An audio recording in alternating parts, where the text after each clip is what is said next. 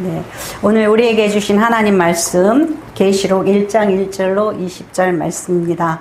네, 계시록을 어떻게 이해할 것인가 이런 제목으로 은혜를 나누겠습니다. 사실 이 계시록을 하나하나 이렇게 또 이해해 가면은 좋겠지만은 시간도 많이 걸리고 또 난해한 그런 구절들을 부딪힐 때 참 힘이 들어요. 그래서 오늘은 어떻게 보면은 계시록을 어떻게 읽을 것인가에 대한 좀 답을 여러분들한테 드리고 싶어가지고 예, 이렇게 말씀을 준비했습니다. 이 계시록을 묵시록이라고 그래요. 묵시록. 예.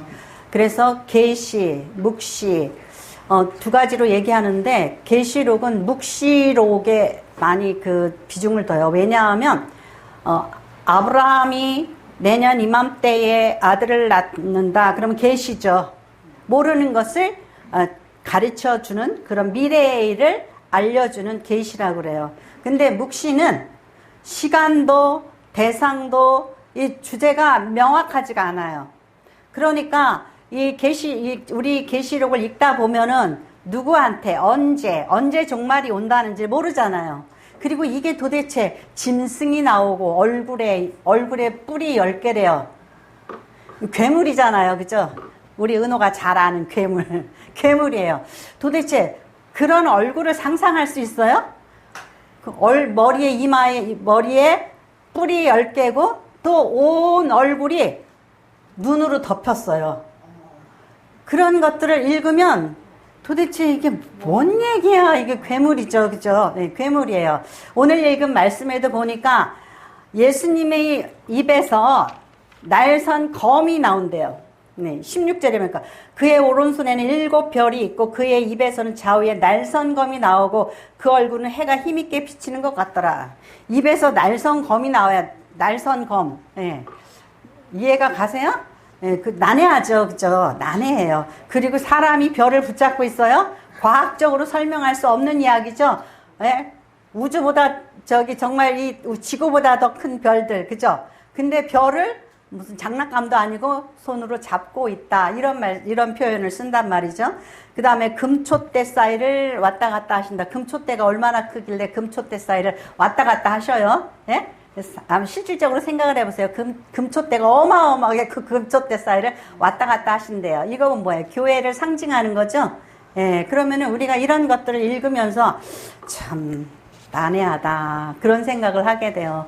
그래서 이 불확실한 이런 어떤 묵시적인 내용들을, 나만 안다.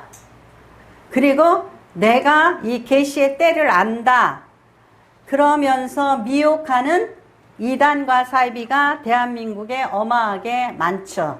나한테 와서 들어라. 예, 그래가지고 이렇게 미혹하는 그러한 것들. 그래서 사실 교회에서 계시록을 강해를 하면 만약에 여기가 큰 교회잖아요. 여기 하나교회가 큰 교회면은 잘 들어가지고 뭐 하나라도 좀 트집 잡을 만한 게 있으면은 뭐 총회니 온 대한민국 교회에서 잘 들었다가 저 목사는 이단이야 막 이러면서 그러기도 하고 그래요. 그래서 굉장히 조심스럽기도 하지만 사실 이 계시록은 아주 쉬운 책이에요.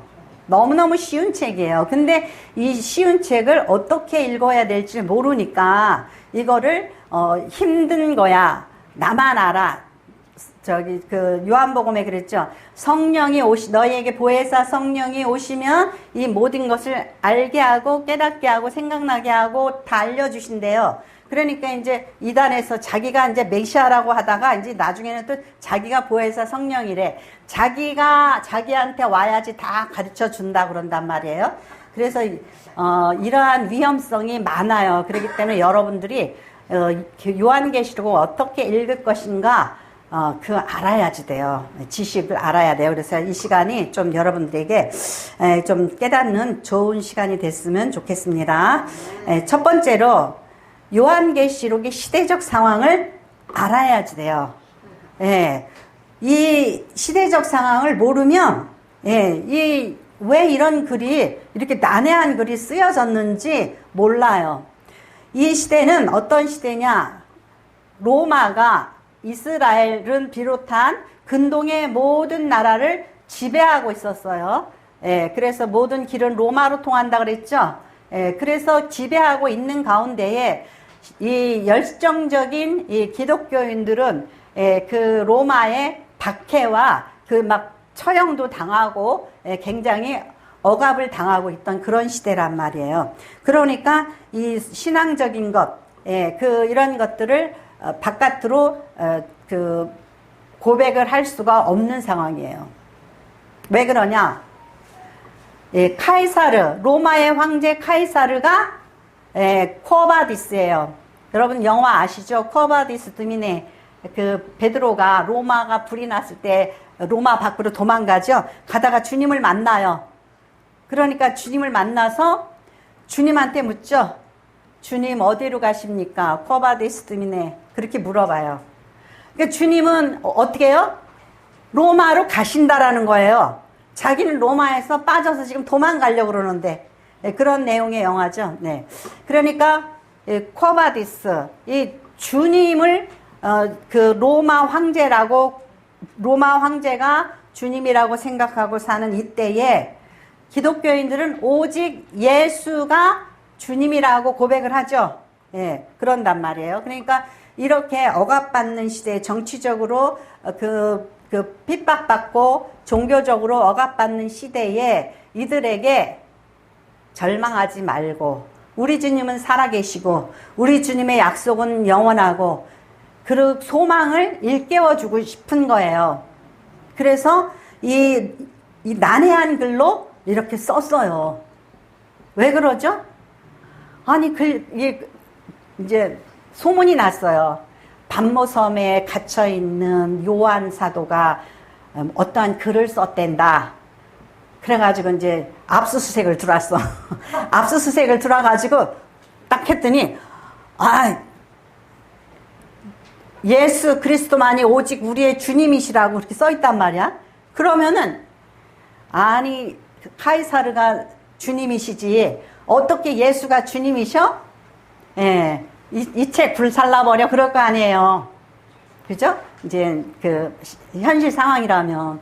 그렇기 때문에 우리가 어떤 그 신앙적인 표현을 하는 거, 미래에 대해서 표현하는 거, 이런 거에 대한 비밀스러움, 그 어떤 서로가 알고 있는 그 약속의 언어들을 통해서 이 내용을 쓰게 되었다라는 거죠. 그래서 이 내용을 통해서 너희가 절망하지 말고 이 정치적인 신앙적인 압박에 저항해야지 된다. 그리고 우리에게는 소망이 있다. 절망하지 말아라. 이것을 그들에게 가르치기 위해서, 알려주기 위해서 이러한 글이 쓰여졌다라는 거예요. 그래서 에스겔서나 다니엘서나 요한계시록 이런 책들을 묵시록이라고 그래요. 그러면 에스겔서나 다니엘서, 이사야서도 마찬가지지만은 요한계시록에만 이렇게 뭐 이상한 내용이 들어있는 게 아니라 다니엘서나 에스겔서에도 이상한 내용들이 들어있단 말이에요. 자, 에스겔서 11장 23절에서 25절 말씀을 같이 읽겠습니다. 에스겔서 11장 23절에서 25절 말씀입니다. 같이 읽겠습니다. 여호와의 영광이 성읍 가운데서부터 올라가 성읍 동쪽 산에 머무르고 주의 영이 나를 들어 하나님의 영의 환상 중에 데리고 갈대아에 있는 사로잡힌 자 중에 이르시더니 내가 본 환상이 나를 떠나 올라간지라 내가 사로잡힌 자에게 여호와께서 내게 보이신 모든 일을 말하니라. 아멘. 이게 뭔 얘기죠? 에스겔서 8장서부터 보면은 아주 이상한 내용이 나와요. 에스겔서 8장에 이제 시간이 너무 오래 걸릴 것 같아서 제가 좀 간략하게 얘기를 하면 그래요. 에스겔이 그 이스라엘에서 바벨론으로 사로잡혀 간 선지자예요. 그래서 거기에 있는데 어느 날 갑자기 하나님의 영이 임하더니 에스겔을 끌어잡아다녀. 머리를 한 움큼 끌어잡아다 하늘로 쭉 올라가요. 그래가지고 어디로 끌려갔냐? 그 사모한 예루살렘 성전으로 끌고 갔어요. 그래가지고 성령이 에스겔 선지자를 끌고 다니면서 성전의 모습을 보여주는 거예요. 예, 우리가 생각을 해보세요. 지금 갑자기 그 이스라엘에서 바벨론으로 끌려가서, 지금의 이라크 지역이에요. 바벨론으로 끌려가서 남의 나라에 가서 노예의 삶을 살고 있는데, 거기에서 얼마나 그 예루살렘이 그리웠겠어요. 그런데 갑자기 어느 날 자기가 그냥 끌려와가지고 예루살렘 성전에 간 거예요. 더군다나 선지자니까 얼마나 기뻤겠어요. 그래가지고 이렇게 끌고 다녀요. 예루살렘 성전의 구석구석을. 그런데 거기서 무엇을 봤냐? 예루살렘 성전에서 아직 예루살렘에 남아있는 사람들이 성전 안에서 우상 숭배하는 것을 보게 돼요. 우상 숭배하는 것을 보고, 또 막 거기서 그 숨은 방이 많잖아요. 방에서 거기서 그 우상을 만들어 놓고 숭배하고 뭐 이런 거. 자기는 생각지도 못한 그런 일들을 보게 된단 말이죠. 그런데 놀라운 것은 뭐냐면은, 하나님의 영이 예루살렘 성전에서 일어서 뜨셔요. 뜨는 그 장면에서 네 그룹이 나와요. 천사. 근데 이 천사는 우리가 생각하는 뭐 아기 모습에다가 날개를 이렇게 단 그런 천사가 아니라, 한쪽은 소의 모습, 한쪽은 독수리의 모습, 한쪽엔 사자의 모습, 한쪽에는 사람의 모습. 이게 또 괴물이죠. 네, 근데 또 날개가 있고, 날개 밑에는 또 팔이 나와 있어. 그 속엔 또 불이 있고, 그리고 또 온통 눈이 가득 찼어. 우리가 요한계시록에서만 이런 거를 보는 게 아니라 에스겔서도 그런 걸 봐요. 괴물이잖아요, 괴물. 그죠? 천사가 아니라 괴물이죠. 근데 그런 것들을 이렇게 보면서 그 그룹이 하나님의 영을 싣고 더 올라간단 말이에요. 그래가지고 어디로 가냐? 다시 바벨론 강가에 이르러요. 그래서 무엇을 알려주려고 그랬냐? 우리가 너무너무 사모하는 그 예루살렘 성전. 하나님이 저기 계신데, 예루살렘 성전에 계신데, 그러면서 사모했던 예루살렘 성전은 완전히 우상의 쑥대밭이 되고, 거기는 완전히 타락하고, 하나님의 영이 어디 와 있어요? 지금 우리가 있는 이 바벨론 강가에 와 있다라는 거예요. 여기에 계시다라는 거예요. 그래서 그 에스겔서 8장 거기 4절에 보면은, 이스라엘 하나님의 영광이 거기에 있는데 내가 들에서 본 모습과 같더라. 내가 들에서 본 모습과 같더라. 무슨 소리예요? 하나님은 예루살렘 성전에서 지성소 안에서 가만히 계신 줄 알았는데, 내가 그 바벨론에 가서 돌아다니다가 이렇게 봤는데, 하나님의 영이 목격이 됐단 말이죠. 근데 그 모습하고 지금 그 예루살렘 성전에 가서 목격한 하나님의 영하고 똑같다라는 거예요. 그리고 그 영광이 이제 예루살렘 성전을 떠나서 바벨론에 와 있다라는 거예요. 예. 그러면서 무엇을 알아야지 돼요? 그러면은 하나님은 어디 계셔요? 큰 교회에 계셔요? 아니면은 뭐 지성소에 계셔요? 이스라엘에 계셔요? 그런 게 아니라는 거예요. 고린도전서 3장 16절에 뭐죠? 너희가 하나님의 전인 걸 모르느냐 그랬죠? 누구와 함께 계셔요? 예, 이스라엘에 있는 줄 알았더니, 성전에 있는 줄 알았더니, 그 이스라엘 백성들이 있는, 하나님의 백성들이 있는 바벨론에 와서 계신 거예요. 예, 그것을 보여주고 계신다라는 거예요. 그런 것 속에서 오늘 제가 말씀드리는 건 뭐예요? 그룹 사이에 뭐가 있어요? 눈이 막 있어요. 눈이 있고, 날개가 있고, 막 사자, 소, 이러한 형상들이 이렇게 붙어가지고, 4개의 이러한 그룹을 이루고 있단 말이죠. 이 에스겔서를 이해하는 사람은 또한 계시록에 나온 그런 모습도 이해할 수가 있게 되는 거예요.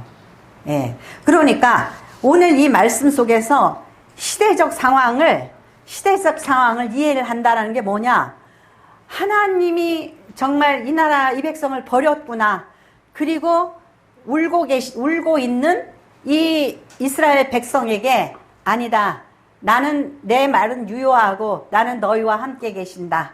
너희에게 자유를 줄 거고 이제 너희를 그렇게 압박하고 있는 그들은 망할 것이다. 이러한 약속을 붙들고 살라고 주님께서 이렇게 묵시의 계시를 통해서 이스라엘 백성들에게 알게 해주시는 거예요. 아멘. 그래서 여러분들도 이제 로마의 압박에 있던 지금 이스라엘에게 계시의 말씀을 주셔서 요한계시록의 말씀을 주셔서 뭘 주는 거예요? 소망을 주시는 거예요. 소망을 주시고 절망하지 말아라. 이것을 보여주고 계신다라는 거예요. 그런 차원에서 여러분들이 이 말씀을 읽어야지 된다는 거죠. 그러니까 뭘 알아야 된다고요? 요한계시록을 이해하려면은 시대적 상황을 알아야 된다. 그 당시에 이스라엘은 정치적으로 종교적으로 핍박을 당했고 이들에게 희망을 주기 위해서 글을 썼는데 그 글이 만일에 직선적인 말로 썼다면 로마가 가만히 안 놔둘 거라는 거죠. 그죠? 그러니까 비밀스럽게 쓴다라는 거죠. 우리가 이제 일제시대 때 울밑에선 봉선하야 내 모양이 처량하다. 그러면은 일본 사람들이 노래 부르는 줄 알지. 그게 한탄한다는 걸 어떻게 알아요? 그죠? 시대적으로 한탄하는 거잖아요. 네가 정말 지금 일제에 잡혀있는 우리의 모습과 같구나. 길고 긴 날 여름철에 아니 이놈의 36년이 그렇게 길어요. 그죠? 꽃 피우고 내가 정말 그래야 되는데 그래서 이스라엘 백성도요. 시편 137편 1절에서 6절 제가 빨리 읽어드릴게요. 우리가 바벨론 여러 강변 거기에 앉아서 시온을 기억하며 울었도다. 그 중에 버드나무에 우리가 우리의 수금을 걸었나니 이는 우리를 사로잡은 자가 거기서 우리에게 노래를 청하며 우리를 황폐하게 한 자가 기쁨을 청하고 자기들을 위하여 시온의 노래 중 하나를 노래하라 함이로다. 아니 이스라엘이 바벨론에 끌려갔는데요. 그 바벨론 사람들이 저기 이리 와서 좀 노래 좀 불러봐. 이스라엘 사람들은 무슨 노래 불러? 그러면서 수금 잘 탄다며 수금 좀 타면서 노래를 부르라는 거예요. 그래서 우리의 수금을 어디에요? 버드나무 가지에 걸어놨다라는 거예요. 우리가 이방 땅에서 어찌 여호와의 노래를 부를까? 예루살렘아 내가 너를 잊을진데 내 오른손이 그의 재주를 잊을지로다. 내가 이 수금을 탈 줄 알아요. 그런데 내가 이걸 누구를 위하여서? 하나님을 위해서 수금을 타야 되죠. 그러니까 내 이 수금을 탈 줄 모른다면은 나는 그때는 하나님을 잊어버린 거다. 오직 하나님을 위하여서 내가 수금을 탈 때만 나의 이 은사가 유효하다라는 거예요. 예. 내가 예루살렘을 기억하지 아니하거나 내가 가장 즐거워하는 것보다 더 즐거워하지 아니할진대 내 혀가 내 입천장에 붙을지로다. 이러한 시를 썼어요. 그러니까 우리 일제시대 때에 이 대한민국 사람들이 만주에 가서 독립운동을 하면서 고통당하면서 정말 자기네 우리 민족을 그리워하고 해방의 날을 기대한 거 있죠? 그런 것처럼 이들도 아픔 속에서 이렇게 기다렸단 말이죠. 그러니까 이렇게 고통당하는 이들에게 하나님께서 요한계시록을 통해서 이제 하나님이 말씀하시는 거예요. 희망을 가져라. 걱정하지 말아라. 이것을 가르쳐 주는 거예요. 그래서 보니까 오늘 요한 사도가 어디에서 반모라 하는 섬에서 반모라 하면서 9절에 보니까 1장 9절에 보니까 나 요한은 너희 형제여 예수의 환난과 나라와 참음에 동참하는 자라 하나님의 말씀과 예수를 증언함으로 말미암아 반모라는 섬에 있었더니 유배된 거예요. 예수 복음 전하니까. 그래가지고 유배됐는데 어느 날 환상을 보게 되는 거예요.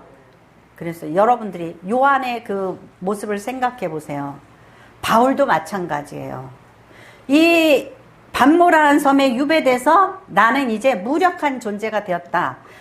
그 바울이 그 로마 감옥에 갇혀서 이제 무력한 존재가 되었다. 우리는 그러잖아요. 내가 무엇인가를 할 수 없을 때 나는 쓸모없는 존재다. 무력한 존재다. 내가 이제 나이가 먹어서 힘이 없고 돈을 벌 수가 없고 일을 할 수 없다. 나는 무력한 존재다. 이렇게 생각할 수 있잖아요.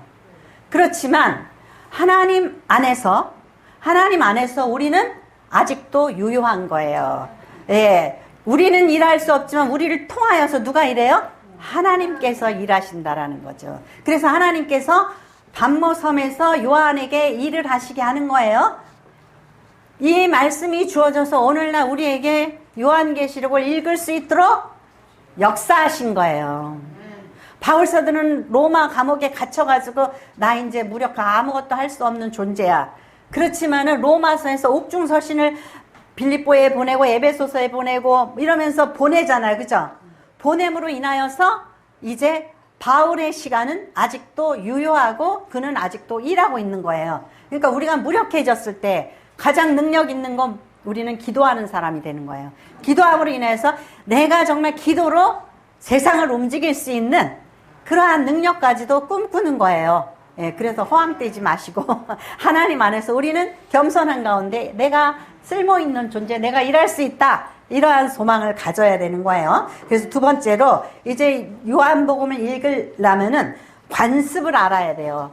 이스라엘의 문화와 관습을 알아야 돼요. 특히 그 요한계시록은 무엇으로 끝나냐면은 그 예수님과 교회, 신부인 교회와 혼인잔치로 끝나요.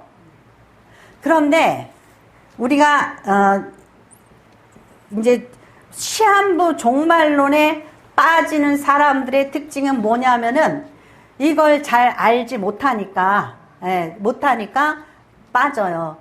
그런데 왜 이러냐면은 그 이스라엘에서는 특별히 결혼 문화가 우리나라 사람들이 생각하는 거하고 굉장히 달라요.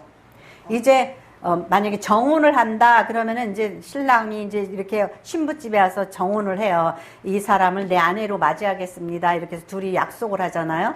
그러면 신랑이 이제 그 신부를 데려가지 않고 사랑하는 신부여, 내가 내년 이맘때에 내가 사랑하는 당신을 데리러 오겠습니다. 그리고 약속을 하고 가요. 그리고 1년 동안 뭐를 하냐면은 아버지가 아들을 위하여서 감독을 하면서 이제 신혼집을 지어요. 그러면 아들이 마음이 급할까요? 안 급할까요? 아들은 급하겠죠. 빨리 가서 우리 아내 데리고 오고 싶겠죠. 그런데 누구의 명령이 떨어져야 돼요? 아버지의 명령이 떨어져야 돼요. 아버지가 이제 다 됐다.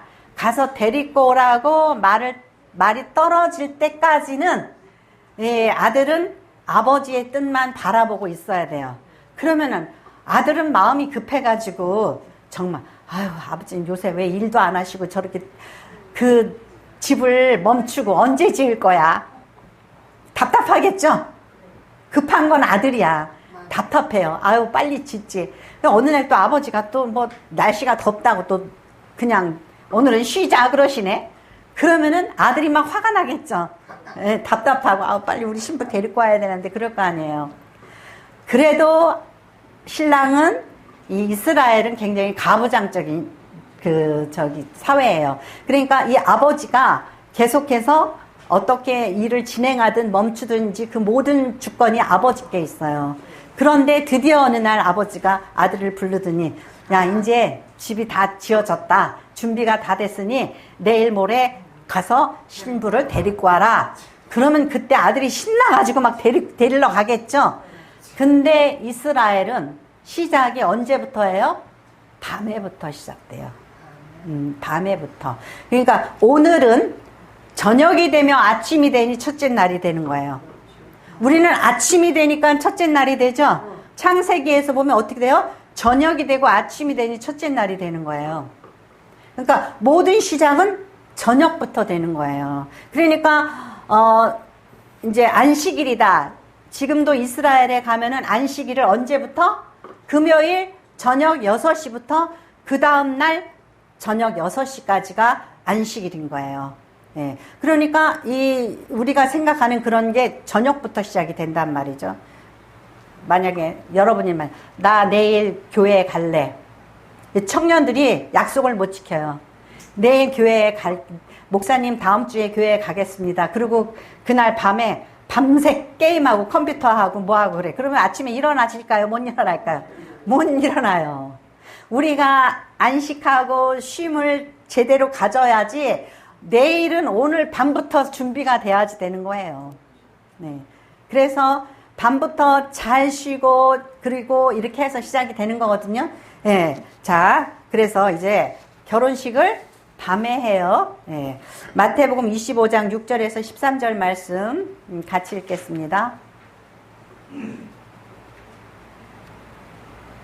같이 읽겠습니다. 밤중에 소리가 나되 보라 신랑이로다 맞으러 나오라 하매 이에 그 처녀들이 다 일어나 등을 준비할세 미련한 자들이 슬기 있는 자들에게 이르되 우리 등불이 꺼져가니 너희 기름을 좀 나눠달라 하거늘 슬기 있는 자들이 대답하여 이르되 우리와 너희가 쓰기에 다 부족할까 하노니 차라리 파는 자들에게 가서 너희 쓸 것을 사라 하니 그들이 사러 간 사이에 신랑이 오므로 준비하였던 자들은 함께 혼인잔치에 들어가고 문은 닫힌지라 그 외에 남은 처녀들이 와서 이르되 주여 우리에게 열어주소서 대답하여 이르되 진실로 너희에게 이르노니 내가 너희를 알지 못하노라 하였느니라 그런즉 깨어있으라 너희는 그 날과 그 때를 알지 못하느니라. 아멘. 예. 너희는 깨어있으라 너희는 그 날과 그 때를 알지 못하느니라. 예수님이 왜 그 신혼 부부가 결혼하는 것을 비유로 해서 천국을 얘기했을까요?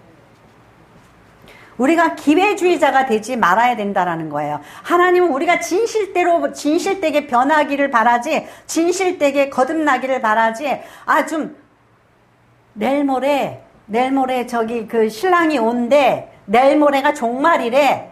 그러면 이 세상 아무렇게나 살고, 아무렇게나 하다가, 이제 뭐 하루만 교회 가고 하루만 변화되고 하루만 인격적으로 살고 하루만 거룩하게 살고 이게 세상이 변화되겠어요? 아니죠. 예. 우리는 항상 깨어 있으라는 거예요. 항상. 그래서 이 비유를 주님이 이 결혼의 비유를 갖다가 여기에 제가 저 옛날에 굉장히 교회 열심히 다녔어요. 저 옛날에 참 잘했거든요. 옛날에 전도했어요. 옛날에 뭐 했어요? 그게 소용이 없는 거예요. 예. 옛날에 어떻게 살았든지 지금 그냥 거룩한 척, 순결한 척, 지금 어떤 척 이렇게 하면 되냔 말이죠. 그래가지고 사회가 변하고, 하나님의 성도의 자격이 있겠냐 이거죠. 그러니까 항상 깨어있으라는 거야. 항상. 준비되어져 있는 자. 언제 오실지 모르지만은 항상 그렇게 되라는 거예요. 그러니까 이스라엘 문화를 알면은 우리가 하나님께서 왜 어느 날 1999년 몇 월 며칠 날 다미성교회처럼 1992년 10월 28일 날 뭐 메시아 우리가 휴거된다 그런 게 아니란 말이죠. 그러니까 그때 막 재산 다 팔아다가 막 이렇게 갔다가 다미선교에 바치고 막 이랬죠. 그러한 게 아니란 말이에요. 우리의 삶이 변화되어지고 우리는 모든 일에 있어서 항상 우리의 삶을 나누고 힘쓰고 사랑하고 내 인격이 변화돼 그런 삶을 살아야지 잠깐 그냥 이렇게 그러한 태도의 삶을 하나님께서 원하시지 않는다라는 거예요. 그래서 우리에게 그때와 그 시를 하나님만 아신다라는 거예요. 모른다라는 거예요. 모르게 하셨단 말이죠. 그러니까 우리는 종말이 내일 오든 천년이 있다 오든 뭐 언제 오든지 간에 어떻게 해야 돼요? 항상 깨어있고 항상 거룩한 삶, 항상 하나님을 예배하는 삶, 그러한 삶을 추구해야지 된다라는 거예요. 근데 요한계시록을 보면서 여기 아무데도 때와 시를 기록했어요? 안 기록했어요? 아무리 눈 씻고 찾아도 없죠.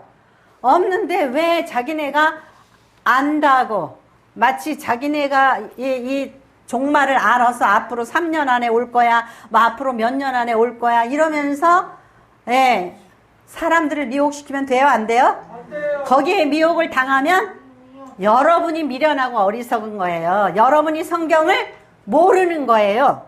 모르니까 아, 저 사람이 얘기하면 아, 그런가 보다. 그러고 가는 거예요.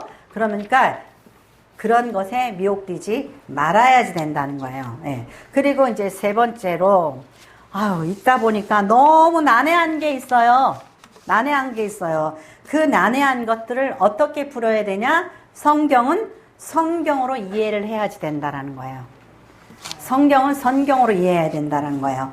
주님께서 어디를 왔다 갔다 하셔요? 금촛대 사이를 왔다 갔다 하셔요.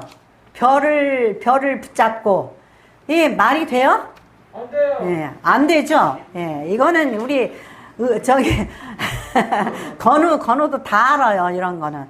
예, 안단 말이에요. 그러니까, 이게 무슨 이야기냐, 이거죠. 그런데, 스가랴서 4장에 보면은요, 이런 말씀이 있어요. 제가 이제 시간이 없으니까 제가 읽을게요. 내게 말하던 천사가 다시 와서 나를 깨우니 마치 자는 사람이 잠에서 깨어난 것 같더라. 그가 내게 묻되 내가 무엇을 보느냐. 내가 대답하다 내가 보니 순금 등잔대가 있는데 그 위에 기름 그릇이 있고 또 그 기름 그릇 위에 7 등잔이 있으며 그 기름 그릇 위에 있는 등잔을 위에서 7 관이 있고 그 등잔 곁에 2 감람나무가 있는데 하나는 그 기름 그릇 오른쪽에 있고 하나는 그 왼쪽에 있나이다.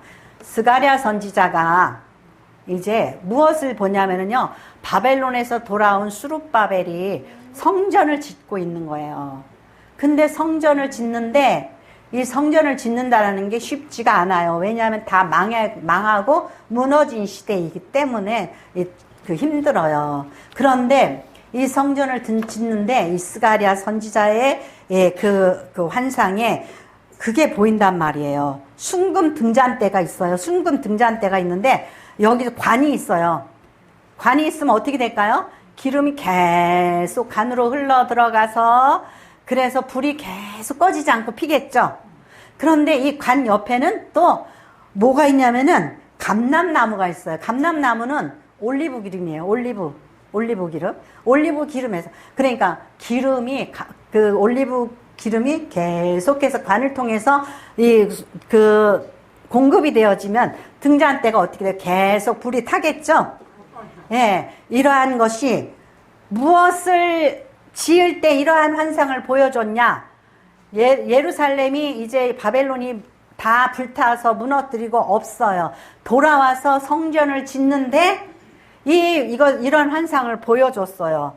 이것이 뭐예요? 하나님께서 공급해 주시는 거예요. 그러니까 힘으로도 능으로도 되지 아니하고 오직 여호와 하나님의 신으로 된다라는 거예요. 이러한 일들이 교회가 유지되어지고 성령의 충만함을 받아 존재하는 거, 교회는 세상의 등불과 같은 거예요. 우리가 이러한 스가랴의 말씀을 잘 이해하고 있으면은 예수님께서 금촛대 사이를 왔다 갔다 돌아다니신다. 금촛대가 오늘날 뭐예요? 교회인 거예요. 그래서 근데 성경을 읽다 보면은요 쉬워요. 왜 쉽냐? 오늘 요한계시록 1장 20절에 뭐라고 그랬나 같이 읽겠습니다. 1장 20절. 내가 본 것은 내 오른손에 7별의 비밀과 또 7 금촛대라. 7별은 7 교회의 사자여 7 촛대는 7 교회니라. 얘기해주고 있네요. 그죠? 어려워요? 여기 써 있는데요. 써 있단 말이에요. 그러니까 사실은 굉장히 어려운 것 같아요. 근데 아주 쉬워요. 그리고 보세요. 자, 다니엘서 17장 다니엘서 7장 17절에서 21절 말씀 같이 읽겠습니다.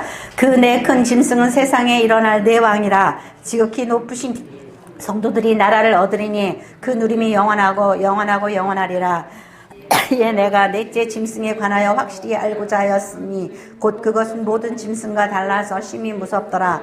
그 이는 쇠요 그 발톱은 노시니 먹고 부러뜨리고 나머지는 발로 밟았으며 또 그것의 머리에는 10뿔이 있고 그 외에는 또 다른 뿔이 나오매 새 뿔이 그 앞에서 빠졌으며 그 뿔에는 눈도 있고 큰 말을 하는 입도 있고 그 모양이 그의 동료보다 커 보이더라. 내가 본 적 이 뿔이 성도들과 더불어 싸워 그들에게 이겼더니 옛적부터 항상 계신 이가 와서 지극히 높으신 이의 성도들을 위하여 원한을 풀어주셨고 때가 이름에 성도들이 나라를 얻었더라. 아멘. 자, 여기에서 보니까 뭐라 그러냐면은 다니엘서 7장에는요,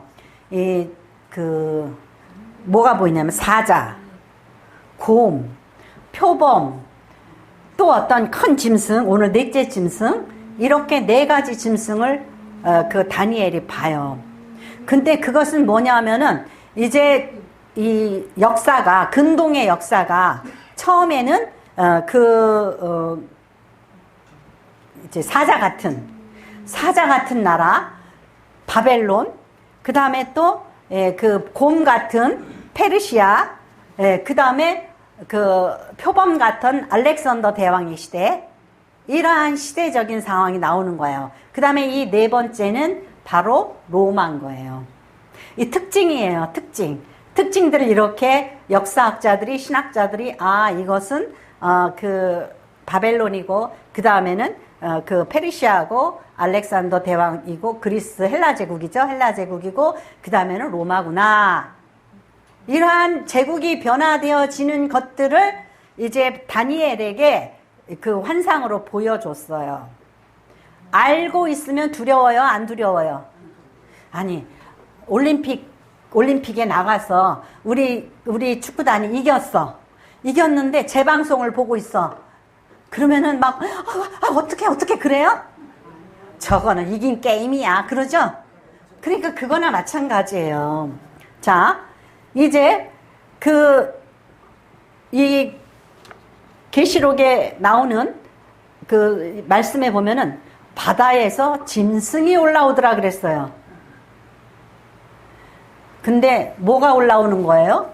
로마가 출현하더라. 그러면 카이사르 황제 쿼바디스가 이제 주님이 올라오신 거죠? 근데 우리 지난주에 창세기 공부할 때 뱀이 뭐의 인카네이션? 뱀은 사탄의 인카네이션이에요. 사단은 뱀 새끼로 온 거예요. 로마 황제는 짐승 새끼로 온 거예요. 이해할 수 있겠죠? 네. 예수님은 사람의 모습으로 오신 거예요. 근데 로마 황제를 이스라엘 백성들이 주님이십니다. 코바디스입니다. 카이사르가 코바디스입니다. 이렇게 말하겠어요? 저거 짐승 새끼야. 그렇겠죠? 뒤로 돌아 저거 짐승 새끼야. 저거 오늘 읽은 말씀 해보세요. 그 다니엘서 7장 21절 내가 본 적 이 뿔이 성도들과 더불어 싸워 그들에게 이겼더니 옛적부터 항상 계신 이가 와서 지극히 높으신 이의 성도들을 위하여 원한을 풀어주시고 때가 이름에 성도들이 나라를 얻었더라 그랬죠? 이건 뭘 말하는 거예요? 회복을 얘기하는 거죠? 근데 무서워요? 바벨론에서 우리가 지금 노예로 살지만 언젠가는 저 짐승 새끼 카이사르는 망한다. 아니면 저 사자, 이 바벨론이니까 여기 사자예요. 저 사자는, 저 곰 새끼는 망한다. 그럴 거 아니에요. 쟤는 짐승들이야. 저것들은 짐승들. 이렇게 그 정말 어마어마한 황제 세력을 뭘로? 짐승 새끼. 거기다 욕을 좀 넣으면은 좀 더 무시하는 게 되잖아요. 망한다. 이렇게 생각하는 거예요. 그러면은 고통스러워요? 안 고통스러워요? 안 고통스럽고 소망이 있는 거예요. 회복에 이제 소망이 있는 거예요. 그래서 다니엘서를, 성경을 아는 사람은 이제 바벨론에 끌려가서 또 망하고 페르시아에서 헬라 문화가 닥쳐와도 언제든지 저거는 끝난다. 우리는 하나님에 의해서 회복이 된다. 이러한 소망을 갖고 있게 되는 거예요. 그러니까 이 말씀이 다니엘서를 아는 사람은 이 그 요한계시록을 읽으면서 바다에서 짐승이 올라왔다. 머리에 열뿔이 있다. 그랬어요. 머리에 열뿔이 있다라는 것은 로마가 이제 그 로마는 황제가 있고 나머지 분봉왕들을 막 이렇게 세웠죠. 예, 나중에 또 진짜로 열 왕국이 분열이 돼요. 예, 그러니까 이제 그 저들이 망해서 뿔을 성경에 뭐라냐면 뿔은 권세다 그랬어요. 뿔은 열 왕을 의미한다 그랬어요. 어려워요? 그러니까 안 어렵잖아요. 다 써 있어요. 근데 성경을 모르면 아이고 무슨 짐승이 올라왔는데 머리에 열 뿔이 있고 눈이 온 머리 위에 가득 차고 눈은 통찰이죠. 성령의 능력이고 통찰이에요. 하나님의 눈이 온 세상을 성령으로 관찰하시는 거예요. 그러니까 우리가 성경을 알면은 이런 의미로 이렇게 썼구나. 그런데 이걸 모르면은 난해하고 황당하고 계시록 너무 어려워. 어디 가서 계시록 좀 배우러 가야겠다. 그러고 갔다가 영혼을 잃어버리게 되겠죠. 그래서 이제 그 눈은 성령의 능력이에요. 세상을 관찰하는 성령의 능력이에요. 뿔은 왕권을 의미하는 거예요. 바다에서 올라왔어요. 이 세상을 바다라고 그래요. 그 악한 것들이 올라오고 악한 것들이 생성되는 이 세상을 바다라고 그래요. 그러니까 이제 여러분들이 이런 것들을 참고를 해서 요한계시록을 읽으면 어려워요? 안 어려워요?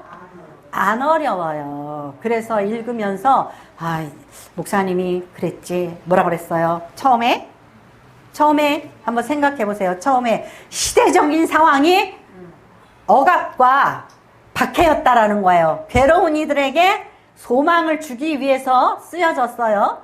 그 다음에 이스라엘 문화를 알아야지 돼요. 아버지가 왜 안 알려준 거야? 하나님은 그거 알려주시지 왜 안 알려주셔가지고 우리가 완전히 변화되기 바라는 거예요.